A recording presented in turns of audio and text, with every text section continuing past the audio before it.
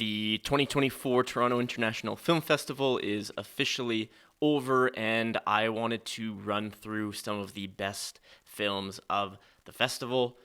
Disclaimer, this is, of course, my personal list. I'm not expecting everyone to agree with each of my picks, but commenting that movie sucks or you're stupid probably isn't the best way to contribute to a meaningful discourse. The second disclaimer is I was able to see about 20 films at this year's festival, but there are many, many more than that, and I missed some that very well could have made this list, mostly films that I'm catching in the next couple of weeks. So before I dive into my top 5, I just want to highlight a few that have been very critically acclaimed and that are certainly worth mentioning. First, of course, has to be Anora. This film comes from Sean Baker, who has brought us such amazing films as Tangerine and The Florida Project. Anora played at Cannes, very widely acclaimed, and it was also one of the runner-ups for the People's Choice Awards here at TIFF. It follows Mikey Madison as an exotic dancer and her relationship with a Russian oligarch. It is having a bit of a festival run, like post TIFF currently, so I'm going to catch it in a couple weeks, but it is having a wide release October 25th. Next, we have The Brutalist. This film comes from actor turned director Brady Corbett and is one of the most talked about films of the festival, certainly within kind of the critic world. It is a lengthy historical drama clocking in at over 3 hours, which was part of the reason I wasn't able to fit it in, because it essentially would take the place of 2 films that I could potentially watch. But everything I've heard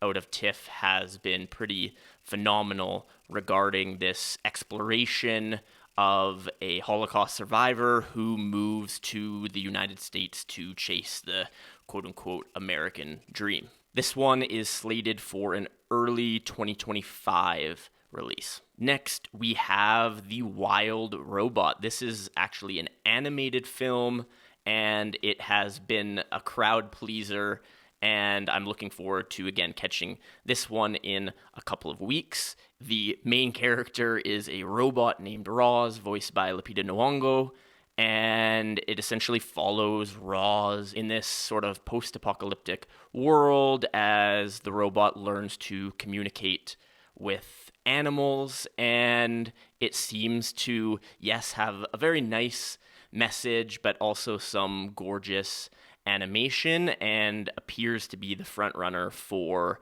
Best Animated Feature at the Academy Awards. This one is set for a September 27th release. Next, we have The Seed of the Sacred Fig from Mohammad Rasulov.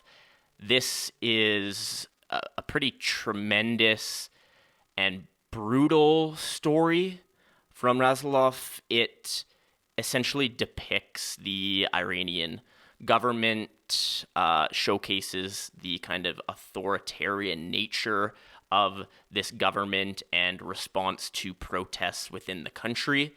What is particularly devastating about this movie is that the filmmaker was forced to flee the country, taking 28 days on foot to eventually find safe haven in Germany after being sentenced to 8 years in prison for making this film and having it play first at Cannes. It is a fictional portrayal, but it incorporates real footage from protests in Iran. It's set to be released first in France and then elsewhere around the globe in November, December. Last of these kind of honorable mentions is documentary Will and Harper. I missed this one at Sundance. I missed this one at TIFF, so I guess I'm watching it on Netflix. It follows Will Ferrell and one of his best friends, Harper Steele, on this road trip across the country after Harper has transitioned. It, from all accounts, is a very powerful portrayal of friendship, of unconditional love, and of course blends the drama, the serious tones with the comedic nature of a road trip film. As mentioned, it is a Netflix film, so it will be on the platform at the end of the month. All right, diving into my top 5 from the festival. Again, this may not be your top 5, and that's okay. But starting off the list, number 5 is Nightbitch. This project from director Mariel Heller is an adaptation from Rachel Yotter's book of the same name, and it's a wild ride. I was super lucky to be only a few rows back from the stage for the world premiere, and it was a brilliant Q&A after the film, and it's one of those projects where you can see that the cast really does have a love for one another, which was great to see. Amy Adams fully commits to this transformative role, literally in the film, turning into a dog, of course, standing as a metaphor for this transformative nature of motherhood. And to be clear, this is not a movie that is saying anything disparaging about being a mother. It's just showing what has been a forced, silent female rage and the emotions, the experience that comes along with being a mother, both the beautiful aspects of this motherhood, but also the pain and the anger. It might be too much for some folks to get into. There are some elements of body horror, although that's not certainly the foundation of the film, but it is really funny. It, in its third act, gets quite emotional. I found myself impacted by the third act, and while it's not a perfect film, it's a bit uneven. The second act drags a little bit. It is certainly unique and worth a watch. Number 4 is Eden.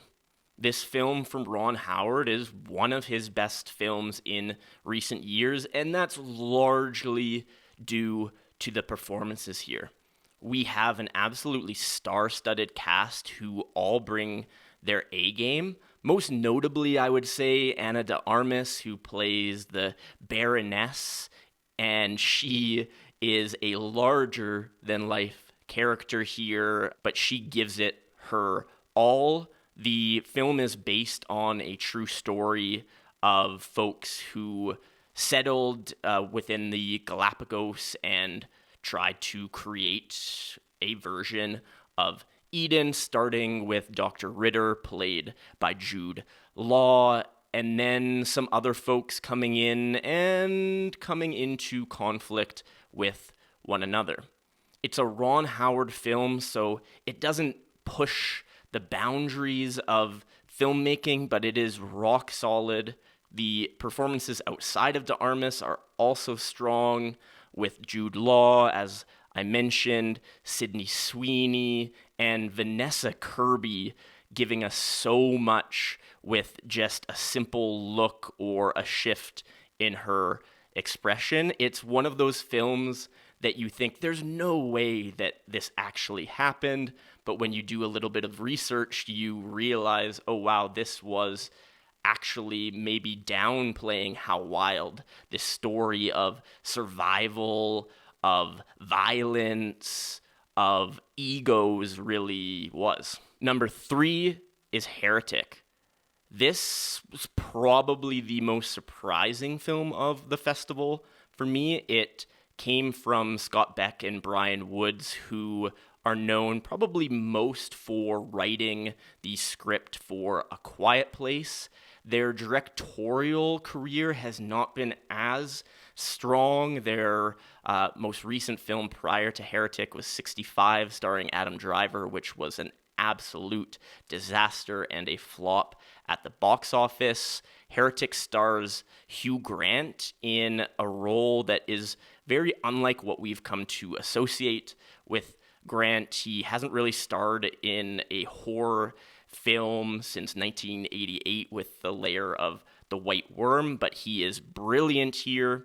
The film follows two young Mormon missionaries, played by Sophie Thatcher and Chloe East. Interestingly, both of them actually grew up in the Mormon church, and the directors did not know this when they were cast, but it certainly allowed them to give perhaps a more authentic portrayal of these young women. It is wildly hilarious, which again was part of what made it so unexpected, but it's such an interesting exploration of religion.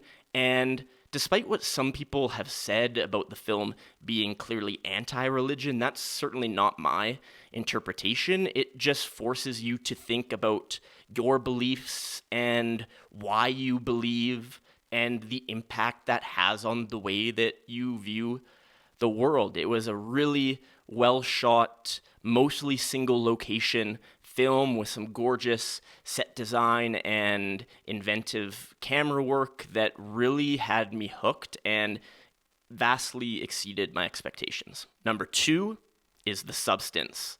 This was one of the most anticipated films coming out of Cannes from director Coralie Farget, starring Demi Moore alongside Margaret Qualley. This is essentially a feminist take on the body horror genre, kind of taking these standard tropes and subverting them and showcasing this genre through a more female-centric lens. It really is a portrait of self-hatred more than anything. Yes, it is uniquely feminine in certain aspects, but it's also universal in the sense that it forces us to look inward and maybe think about the way that we speak to ourselves and challenge this idea that we should want to eliminate or destroy or minimize parts of ourselves. Demi Moore is great. Margaret Qualley is great playing this younger, kind of idealized version of Moore. Dennis Quaid is hilarious. The way that they chose to portray him as Harvey, a network executive, read into that as you may, was so brilliant. They used a lot of fisheye lenses, very close-up, distorted images of his face. There's one scene where Quaid is eating shrimp, and I probably will never get that image out of my mind. But my number one film of the festival is not going to be everyone's number one film of the festival, but it is queer. This film from Luca Guadagnino just worked so well for me.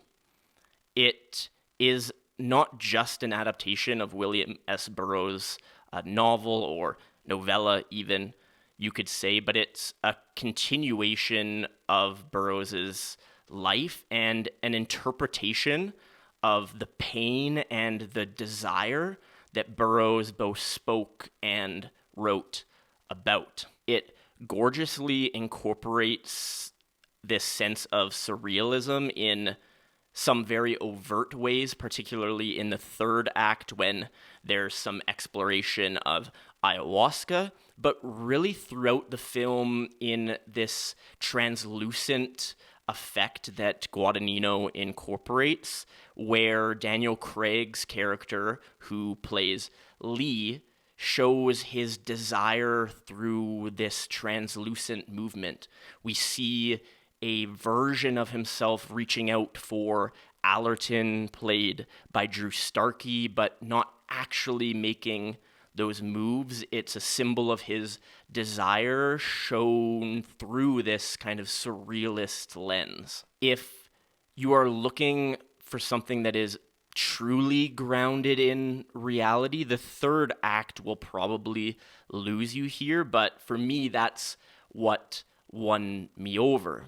It, yes, is a love story in a sense, but as I mentioned, it's really more about an exploration of pain and desire, and Burroughs' inability throughout his life and in the end of his life to truly come to terms with his pain. Thanks so much for watching. Hopefully you enjoyed some of these films. I'm happy to discuss if you didn't. But again, constructive conversation is preferred. Like, subscribe, comment. All of those things are very helpful to me and to the channel, and it makes me happy, so that makes you a good person. Thanks so much. Cheers.